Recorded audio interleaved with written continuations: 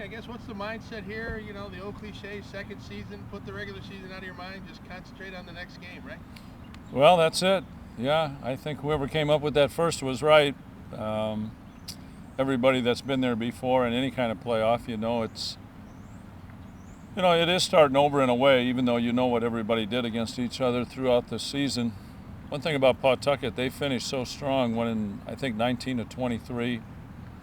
They've had a few changes on their team, but we played them a lot earlier in the season. We haven't seen them lately, but we know they're a real good team. Still, this is the team, I don't know if you guys point to it, but when I look back at the middle of the season, that sweep here, I think it was a four-game sweep of Pawtucket, really you were 10 games back, suddenly you're 6 back.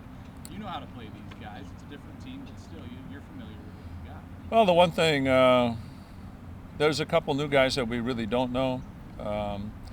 But again, the nucleus of their club has been together for most of the season, and if not, it's been a guy like Jackie Bradley Jr. who's gone up and back, and a few other guys who have moved on or been there for a short time and then came back. But overall, I think the nucleus of their club is still the same, and we probably caught them. Like in AAA can happen. We caught them at a time where we were playing real well, and maybe got them at the right time. But I point to it more that we just played our best baseball about the time that we played them, and that got us going to a sense. It brought us back into the hunt of the division and also the wild card. So you're right, at that time of the year we really helped ourselves by winning a lot of games at that time.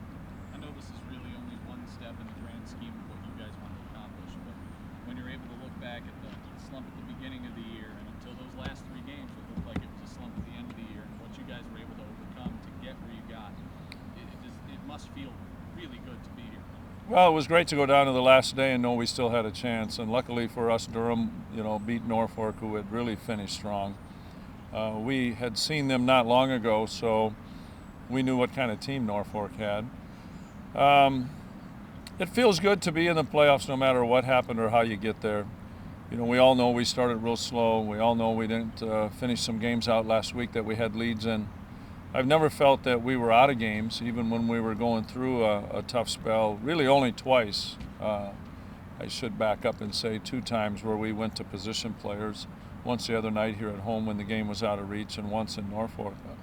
Otherwise, even through this last spell, we had some pretty good games underway, and leading in the 7th, 8th, and 9th, and losing some of those is what really you kind of magnified what was going on. But overall, I thought our offense played well. We executed well situationally.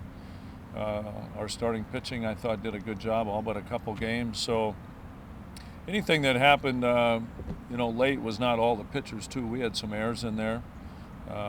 But to start the way we did, get back in the hunt, actually take the lead for a while, and then stumble a little bit about 2 weeks ago, and then recover again, just shows a lot of character by our players.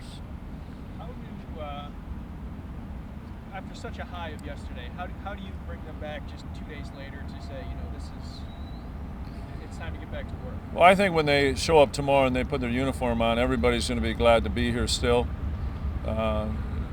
Again, the nucleus of our club has really motivated each other. They pull for each other. There's been many different lineups, but I do feel that when it comes to BP, early work, all that, the routine will happen again. I do like the makeup of our team. I have, for a long, long time. Again, I go back to the character of the guys that have been here all year. The people that have come and gone seem to buy into it all the time, and we have good leadership on this from the players on this team. But everybody's excited about the playoffs. We're really glad, no matter how it happened, that we're in it. Pretty happy about the whole season, except for a couple times there where we did falter, and again we bring that up at the beginning and then just about 2 weeks ago. But to overcome 2 different downfalls and still to make it is just one of those moments you hope to share with your team and coaching staff and the community of Rochester and all the people that have come here. It was an exciting day, and I don't think we'll have any tough time getting back up for another game.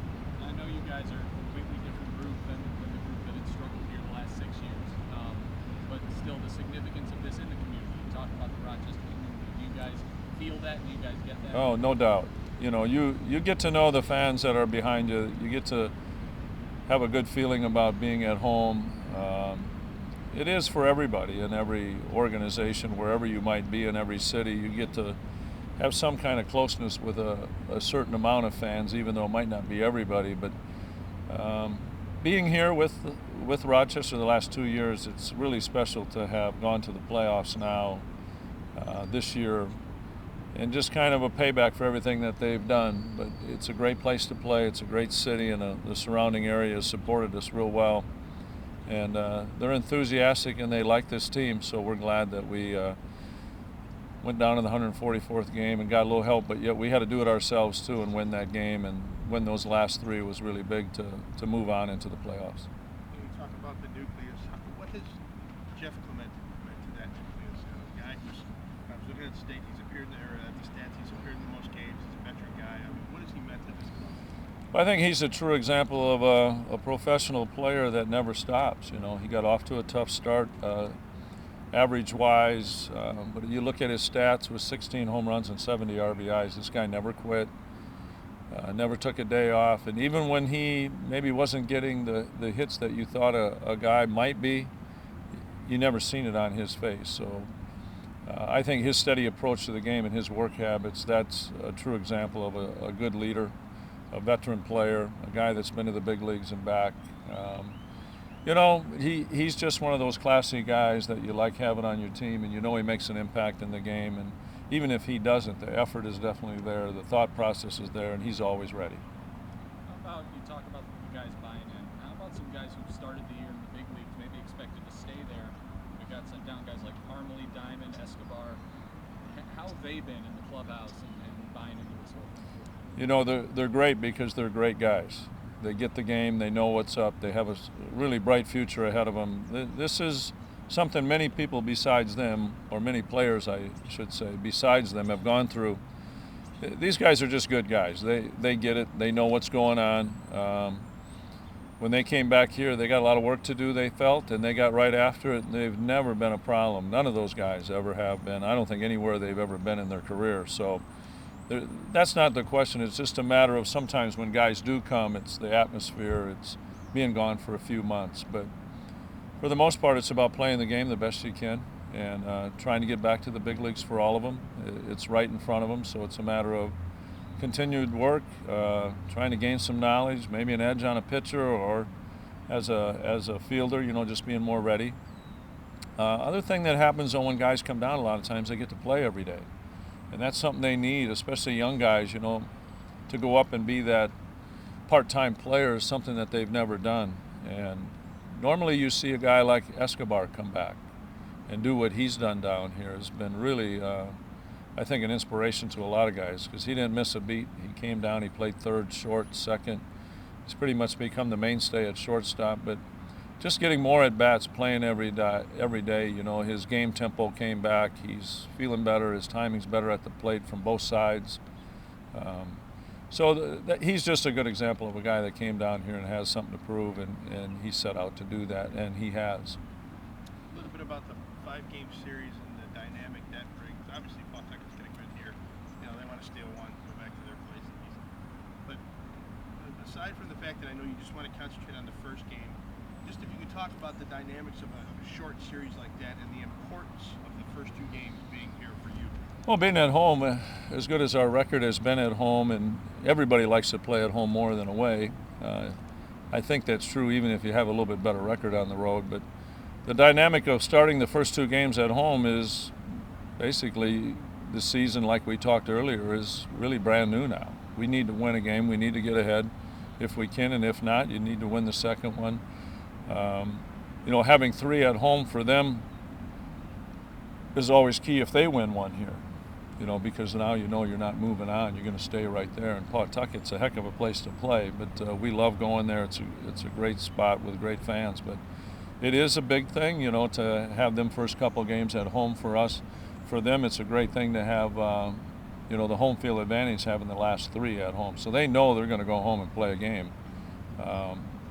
You know, it would be great to win tomorrow, but again, if that one doesn't happen, we have to get after it the next day everybody around baseball, when you go through this type of series, you need to get off to a good start if you're home or away, because it's a short series. This is only 5 games. What's your plan for the rotation right now, if you have one set? Well, the first one is going to be Cole DeVries. He's going to start the opener.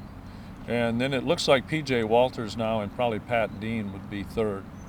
With our off day, we were able to adjust a little bit. Kyle Gibson might not start. It doesn't look like he's going to be starting in this. I don't think he's going to be in the bullpen either. That still might be up in the air a little bit.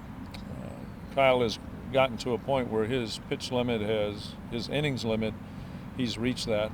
And, you know, it's like when people say, well, they take a guy to the big leagues, you know. You can never get in the way of someone's career. The opportunity for a guy to go to the big leagues or his future next year, if they've come up with a decision that this is time for him to stop after his Tommy John surgery, you know what, then it's just time to stop. And if there's proof of that the innings are that, or the stressful innings, or what he's done, and we have to remember, you know, he did a good job here and he went to the big leagues, and that's trying to make an impact up there. So I'm not sure if a lot of those innings were any easier. I know they weren't, and they might have, and most likely were a little bit tougher. So he's come a long way, and we know what he's going to mean to the Minnesota Twins and what he has to Rochester and helped us this year. So you definitely got to watch out for anybody in that situation. Diamond will be available later. Oh yeah, Diamond he'll be in the rotation. You know, he would be Game 4, and then Game 5 right now might be a little up in the air, but it could be all hands on deck Game 5.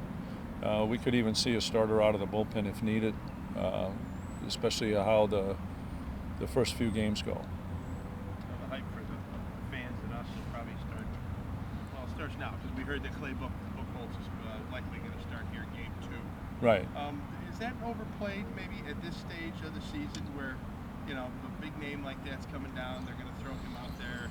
I mean, your thoughts on that and maybe how your guys might react to it once I'm sure the word trickles down to them? Well, kind of like we just talked about Gibby, it's got to be done. You know, this major league club, Boston's waiting for Buchholz to get back. There's a process that goes on. He's going through a rehab just like any other guy would during the course of the season, and his time is now. So if it's going to happen here, being in this situation, I don't think we think anything different of it. You know, we have the utmost respect for any team that's in the playoffs right now and any starter that's going out there or any player. So, you know, I know it might get blown up a little bit, but you still have to play the game. I don't know what his pitch count is or how many innings he might go. It's not like some of these guys haven't seen him before. I would hate to blow it up that it's a difference maker, but we all know how good a pitcher he can be. So this is a process just like anybody else. He needs to go through this because Boston needs him or wants him back. So we accept that in baseball. You know, I don't know if we're glad he's pitching or not, but, you know, you never know what anybody's going to pitch like on a given night. But really right now, again, like we said earlier, it's, you know, you got to respect the game and your teammates and the opponent. So you go out and play with that, and you just got to play first pitch to last no matter who's on the mound. You got to face them.